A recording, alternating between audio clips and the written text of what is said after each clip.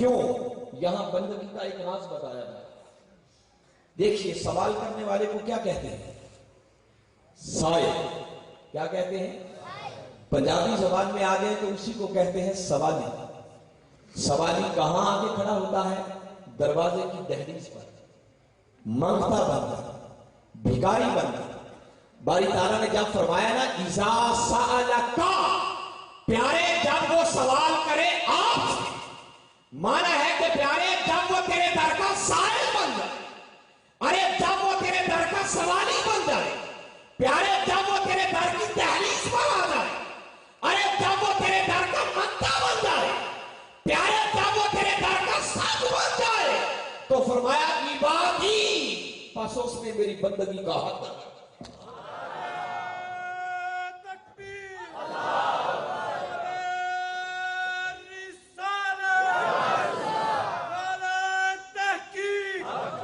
باری تعالیٰ نے اعلان کر دیا کہ لوگوں میں اپنا بندہ اسے کہتا ہوں جو پہلے در مصطفیٰ کا سوالی بن جاتا.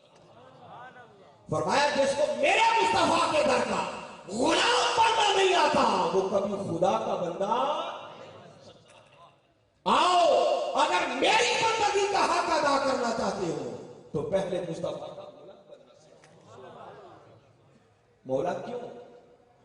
انسان کو تو نے اپنی عبادت اور بندگی کے لیے پیدا کیا، اور بندگی کا راز یہ بتا رہا ہے کہ میرا بندہ بننا چاہتے ہو تو پہلے مصطفیٰ کے غلام بنو، در مصطفیٰ کے سوالی بنو. مولا ایسا کیوں؟ جواب ملا لوگوں اس لیے کہ میرا مقصود جو ذات محمد مصطفیٰ ہے، بلایا تھا اپنی عبادت کی طرف، اپنی بندگی کی طرف، مگر جب انسان نے خدا کا بندہ بننا چاہا تو باری تعالیٰ نے اپنے محبوب کے در کی طرف بھیج دیا. اس بات کو ایک شاعر نے بڑا خوب اپنے لفظوں میں بیان کیا ہے.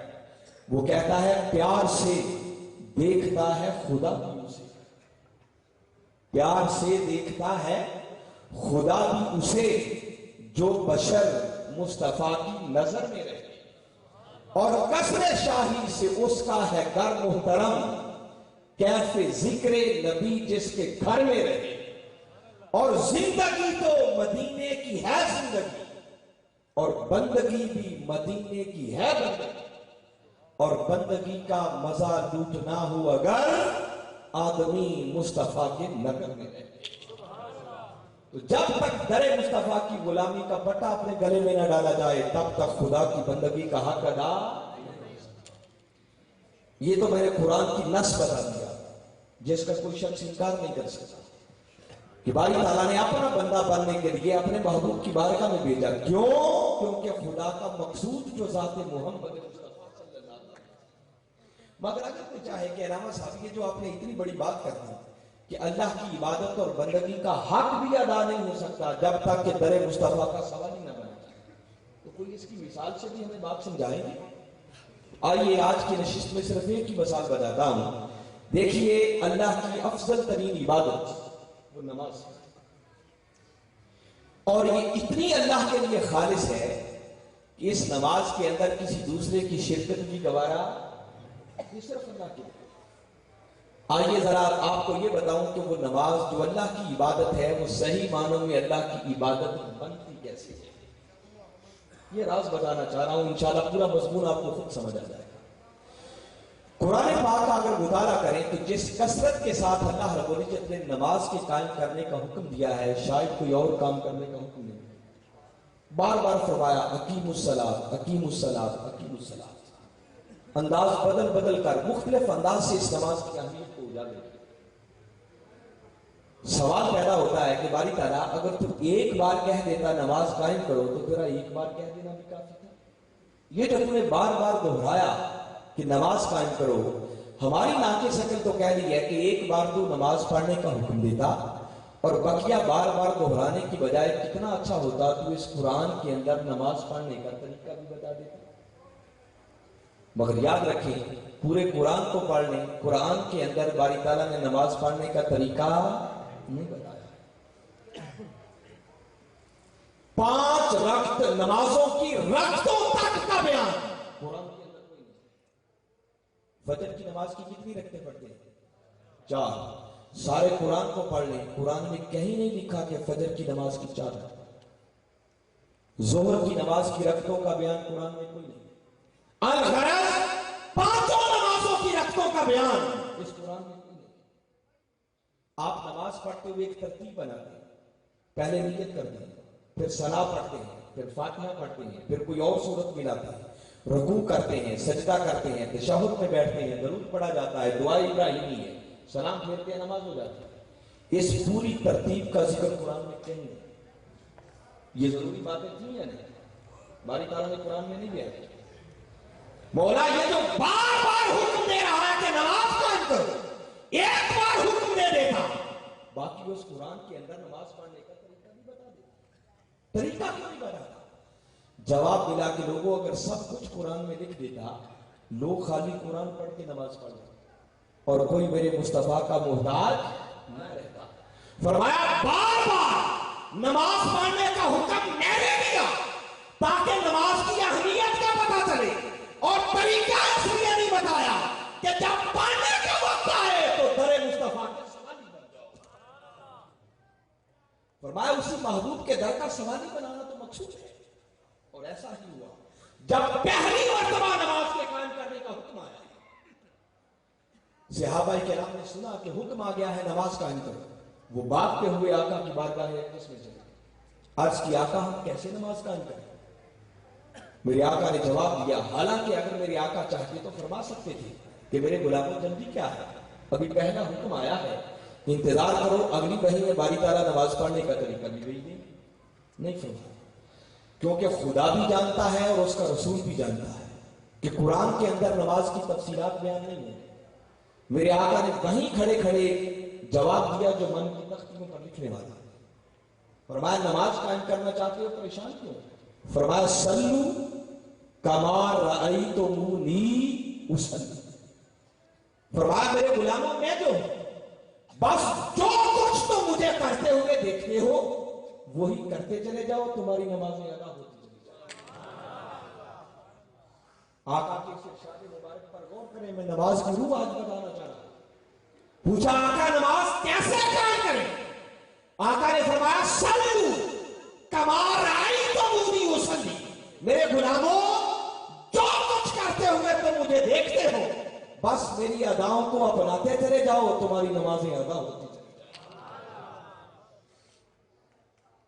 اور یہاں رک کر ایک اور بات کی طرف بھی آپ کو متوجہ کرتے ہیں۔ ہو سکتا ہے کسی کے ذہن میں یہ سمجھ آ رہی ہو کہ آقا نے یہ فرمایا کہ نماز پڑھو جیسے میں پڑھتا ہوں، یہ بات نہیں فرماتا۔ اہل علم لوگ علماء جلوہ افروز ہیں، ان کی موجودگی میں یہ بات کہہ رہا ہوں، آقا نے یہ نہیں فرمایا کہ نماز پڑھو جیسے میں پڑھتا ہوں، یہ بات نہیں۔ اگر آقا نے یہ فرمانا ہوتا تو اس کے لیے صرف 3 الفاظ چاہیے تھے۔ صلو اس کا معنی ہے تم نماز پڑھو، کما اس کا معنی ہے جیسے، اصلی میں پڑھتا ہوں، 3 لفظوں میں بات مکمل ہوتی تھی۔ آقا فرما دیتے صلو کما اصلی، تم نماز پڑھو جیسے میں پڑھتا ہوں۔ آقا نے یہ تو فرمایا، فرمایا صلو کما رأیتمونی اصلی، فرمایا میرے غلاموں تم نماز اس طرح پڑھو جس طرح تم مجھے نماز پڑھتے ہوئے دیکھتے ہو۔ آقا سیدھا فرما دے کہ نماز پڑھو جیسے میں پڑھتا ہوں، اتنا گھما پھرا کے بات کو لمبا کیوں کیا جا رہا ہے؟ فرمایا ہاں اگر یہ حکم دے دیتا کہ نماز پڑھو جیسے میں پڑھتا ہوں تو فرمایا کائنات کے اندر کسی فرد بشر کی مجال ہی نہیں تھی کوئی مصطفیٰ جیسی نماز پڑھ کے دکھاتا۔ فرمایا کس کی ہمت، مجھ جیسی نماز کوئی نہیں پڑھ سکتا، وہ حکم ہی نہیں دے رہا جس پر عمل کرنا ممکن نہیں۔ فرمایا مجھ جیسی نماز کوئی نہیں پڑھ سکتا، تو پھر کیا کرو؟ فرمایا مصطفیٰ کو نماز پڑھتے ہوئے دیکھو، بس جو کرتا تمہیں دکھائی دیتا، میری اداؤں کو اپناتے چلے جاؤ، تمہاری نمازیں ادا ہوتی چلی جائیں۔ گویا پتا چلا نماز نام ہی مصطفیٰ کی اداؤں کا ہے، نماز نام ہی کملی والے آقا کے قدموں کی تلاش۔ اور یہ جو بعض لوگوں کے ذہنوں کے اندر ایک غلط فہمی معاذ اللہ آتی ہے نا، کچھ لوگ سمجھتے ہیں کہ شاید دوران نماز نبی کا خیال آ جائے تو نماز ٹوٹ جائے۔ میں یہاں رک کر یہ بات بتانا چاہ رہا ہوں، یہ وہم ہے لوگوں، कम इल्मी है, जहालत है। लोग तो समझते हैं ना ख्याल आने से नमाज टूट जाती है। अल्लाह की इज्जत की कसम, जिस दिन इस हदीस मुबारका को पढ़ा, मेरे ईमान ने, मेरे ज़ौक़ ने इस बात की शहादत दी कि नबी का ख्याल आने से नमाज टूटती नहीं, बल्कि नमाज उस वक्त तक कामिल ही नहीं होती जब तक कि मुस्तफा का ध्यान पक्का। ये गलत सब्जेक्ट है, मैं लंबी चौड़ी नहीं, सिर्फ इसी हदीस मुबारका को आपके ज़हनों में बेदार करना चाहता हूं। जरा चश्मे तसव्वुर में लाए, जब सहाबा किराम ने पूछा आका हम कैसे नमाज पढ़े, तो मेरे आका ने क्या जवाब दिया? फरमाया मेरे गुलामों, तुम नमाज उस तरह पढ़ो जिस तरह तुम मुझे नमाज पढ़ते हुए देखते। ये जवाब। अब एक लम्हे के लिए सोचें, जब आका ने फरमाया होगा कि तुम नमाज उस तरह पढ़ो जिस तरह तुम मुझे नमाज पढ़ते हुए देखते हो, तो सहाबा किराम ने पहले तो आका को नमाज पढ़ते हुए देखा होगा। जरा देख लें आका कैसे नमाज पढ़ते हुए, देखा होगा ना। और फिर चश्मे तसव्वुर में लाए, अरे देखने के बाद जब वो तन्हा अकेले जाकर अपनी नमाज पढ़ने लगे होंगे, उधर नियत करने लगे होंगे, साथ सोच रहे होंगे कि हमारे आका ने नियत कैसे की थी। बोलिए ख्याल आया होगा या नहीं? ईमान से कहिए, मैं आपसे फैसला चाहता हूं, ख्याल आया होगा या नहीं? अरे क़याम करने लगे होंगे, फिर सोचा होगा हमारे आका ने हाथ कैसे बांधे थे। रुकू में गए होंगे, फिर सोचा होगा हमारे आका ने रुकू कैसे किया था। अरे नमाज तो ख्याल मुस्तफा के बगैर होती नहीं। वो कौन सी नमाज है कि माज़अल्लाह जिसमें ख्याल आ जाए तो नमाज टूट जाती है। हम तो ये सोचते फिरते हैं ना ख्याल आने से टूट जाती है। अल्लाह की इज्जत की कसम, आका के कुछ गुलाम सहाबा किराम ऐसे भी होते जो आका के पीछे जब बाजमात नमाज अदा करते, उधर अल्लाहु अकबर कह के नियत बांध लेते और पूरी नमाज में चेहरा फेर कर आका के मुखड़े को तकते रहते। उनकी नमाज ये होती थी। और ये मैंने ऐसे कोई आपके ज़ौक़ के लिए बात नहीं की, ये हकीकत है। इस पर आपको एक ईमान अफरोज़ सनद भी देता हूं। ग़ज़वा-ए बद्र हक तो बातिल का पहला मार्का था। वो मार्का जिसमें अल्लाह रब्बुल इज्जत ने अपने गुलामों की मदद के लिए बाकायदा मलाइका को भेजा था, फरिश्तों को भेजा। फरिश्ते आए, ये कुरान के अंदर लिखा हुआ। सूरह अनफाल को पढ़े, सूरह आले इमरान को पढ़े, तफसील से सारा जिक्र मिल जाएगा। बारी ताला ने फरिश्तों को भेजा, जंग जीती गई, काफिर भागने पे मजबूर हो गए।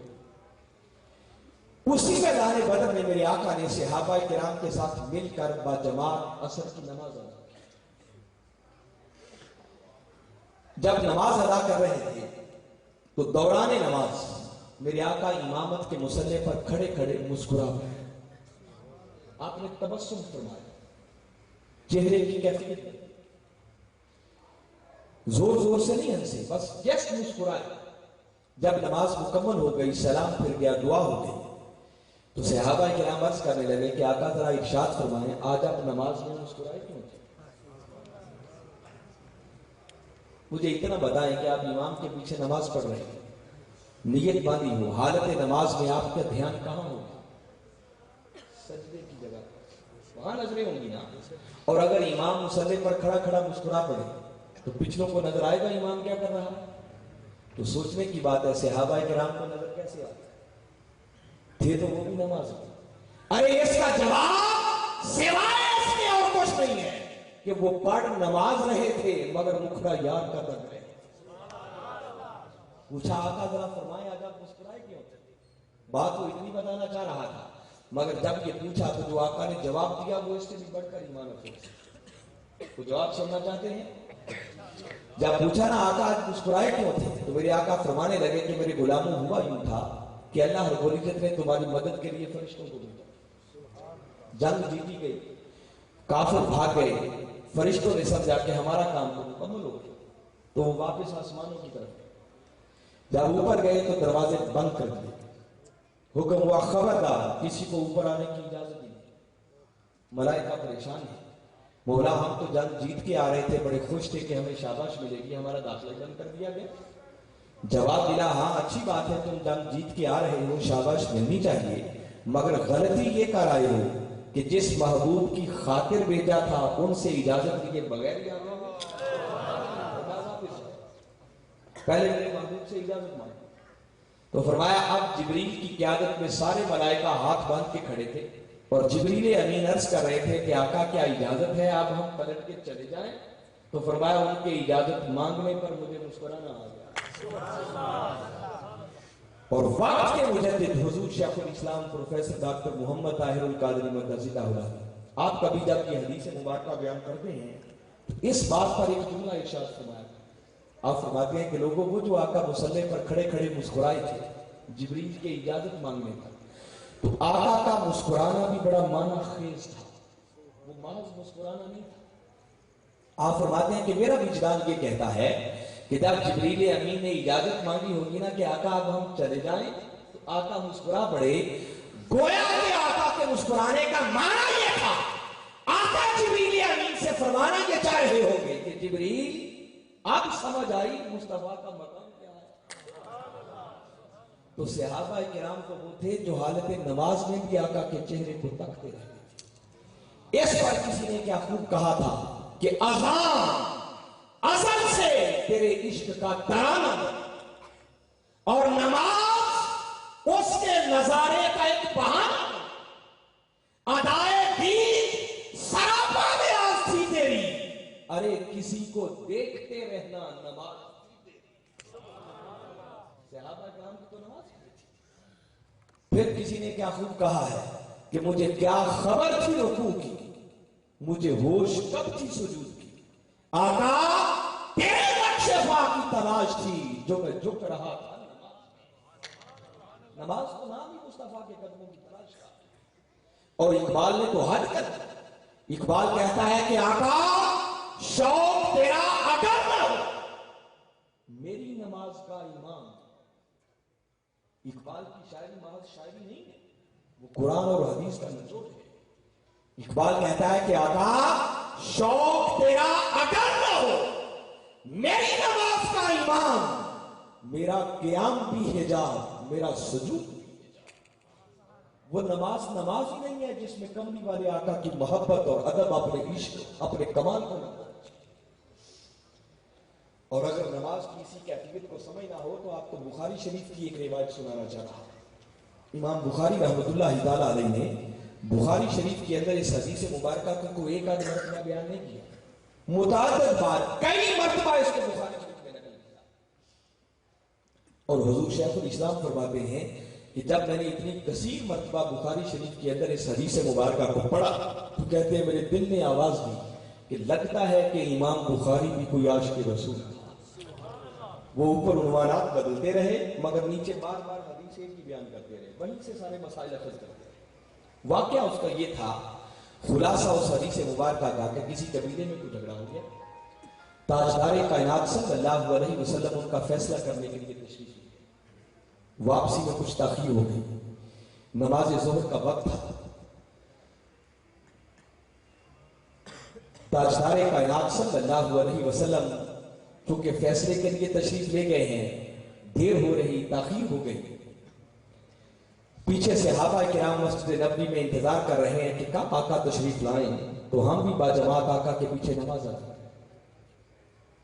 ماشاءاللہ، وعلیکم السلام ورحمۃ اللہ وبرکاتہ۔ ہمارے شہزاد برادران مرکز بن حاجی قرآن سے تشریف لائے ہیں، ہم ان کو ویلکم کہتے ہیں۔ اور انشاءاللہ جو ایک ذوق میں آپ کے اندر پیدا کرنا چاہ رہا ہوں، جب بعد میں ان کی نعتیں سنیں گی تو انشاءاللہ آپ کو نعت سننے کا بھی مزہ آئے گا۔ بس تھوڑا وقت جو مزید ہے اس بات کو بڑی توجہ سے ذرا سنیں۔ تو میں عرض یہ کر رہا تھا کہ نماز ظہر کا وقت تھا، آقا کسی کا فیصلہ کرنے کے لیے تشریف لے گئے، پیچھے صحابہ کرام منتظر ہیں کہ کب آقا تشریف لائیں تو ہم بھی باجماعت نماز ادا کریں۔ انتظار ہوتا رہا، جب تاخیر زیادہ ہو گئی اور قریب تھا کہ اگر مزید انتظار کرتے تو ظہر کی نماز قضا ہو، ایسے میں سیدنا بلال رضی اللہ تعالیٰ عنہ اٹھے، سیدنا ابو بکر صدیق رضی اللہ تعالیٰ عنہ کی خدمت میں حاضر ہوئے اور عرض کرنے لگے کہ آقا اے ابو بکر آپ امامت کے مصلی پر کھڑے ہوں تاکہ ہم باجماعت بر وقت نماز کو ادا کریں۔ اب اقامت کہی جا چکی تھی، جماعت کھڑی ہو چکی تھی اور صحابہ کرام صف در صف ابو بکر کی ابتدا میں نماز ادا کر رہے کہ ایسے میں تاجدار کائنات صلی اللہ علیہ وسلم واپس مسجد نبوی میں تشریف لے آئے۔ میرے آقا نے دیکھا کہ میرے غلام ابو بکر کی ابتدا میں نماز ادا کر، اب چاہیے تو یہ تھا کہ جب جماعت ہو رہی ہے اور کوئی لیٹ ہو جائے تو آپ کسی کو صفیں چیر کر آگے جانے کی اجازت، ہاں کوئی آ جائے، کسی کا والد آ جائے، کسی کا استاد آ جائے، کوئی گاؤں کا نمبردار اور چودھری آ جائے، کوئی ملک کا وزیر اعظم ہی کیوں نہ آ جائے، حتیٰ کہ پیر و مرشد ہی کیوں نہ آ جائے، جماعت کھڑی ہو چکی ہو، کوئی لیٹ آئے تو صفیں چیر کر آگے جانے کی اجازت، جہاں جگہ ہے وہیں کھڑا ہونا۔ مگر دوستو نماز نام ہی بارگاہ مصطفیٰ کے ادب کا ہے۔ ہمارے آقا پیچھے کھڑے نہیں ہوئے، آقا نے صفیں چیر کر پہلی صف تک پہنچنے کے لیے آگے چلنا شروع کر، پہلی صف میں سے گزرے، صحابہ کرام کی نظر پڑی، دیکھا کہ آقا تشریف لے آئے، اب چونکہ حالت نماز میں تھے، بول تو سکتے نہیں تھے، تو انہوں نے نماز میں کھڑے کھڑے اپنے ہاتھوں پر یوں الٹے ہاتھ مارے۔ فصفق الناس، تصفیق کے الفاظ ہیں، تالیاں بجا، تاکہ اگلوں کو خبر ہو جائے کہ کائنات کے آقا تشریف لے آئے۔ میرے آقا صفوں میں سے گزرتے جا رہے ہیں، تالیوں کا شور بلند ہوتا چلا جا رہا ہے۔ اب یہاں رک کر اس حدیث مبارکہ کی شرح جو حضور شیخ الاسلام نے کی وہ تھوڑی تھوڑی آپ کے گوش گزار کرنا چاہ رہا ہوں تاکہ ساتھ سارے مسائل بھی حل ہوتے چلے جائیں۔ پہلی بات تو میں یہ کہنا چاہ رہا ہوں کہ ذرا غور کریں کہ جب میرے آقا صفوں میں سے گزر رہے تھے تو کیا صحابہ کرام کا دھیان آقا کی طرف جا رہا تھا یا نہیں جا رہا تھا؟ جی جا رہا تھا، مگر کسی کی نماز ٹوٹ رہی ہے، وہاں تو نہ جانے ادب کا حال کیا ہوگا۔ جب آقا گزر رہے ہوں گے کوئی دائیں ہٹ رہا ہوگا، کوئی بائیں ہٹ رہا ہوگا، آقا گزرتے جا رہے ہیں، صفیں پھر اسی طرح بنتی چلی جا رہی ہیں، مگر کسی کی نماز میں کوئی فرق، ارے ان کا تو اپنا دھیان ہی نہیں تھا، وہ تو تالیاں بجا بجا کر اگلوں کو بھی متوجہ کر رہے ہیں کہ ہوشیار ہو جاؤ، امام الانبیاء تشریف لا رہے، مگر کسی کی نماز میں کوئی فرق۔ اس سے بھی اگلی بات حضور شیخ الاسلام فرماتے ہیں، چھوڑے وہ تو صحابہ کرام تھے نا، ایک لمحے کے لیے سوچیں کہ جب تاجدار کائنات صلی اللہ علیہ وسلم مسجد نبوی میں تشریف لائے، آپ نے دیکھا ہوگا کہ میرے غلام ابو بکر کی ابتدا میں نماز ادا کر رہے ہیں، تو یقیناً آپ جانتے ہوں گے کہ یہ حالت نماز میں ہے، ان کا دھیان خدا کی طرف ہے، اور جب میں صفوں میں سے گزروں گا تو ان کا دھیان خدا سے ہٹ کر میری طرف ہو جائے گا، اتنا جانتے ہوں گے نا۔ اور اگر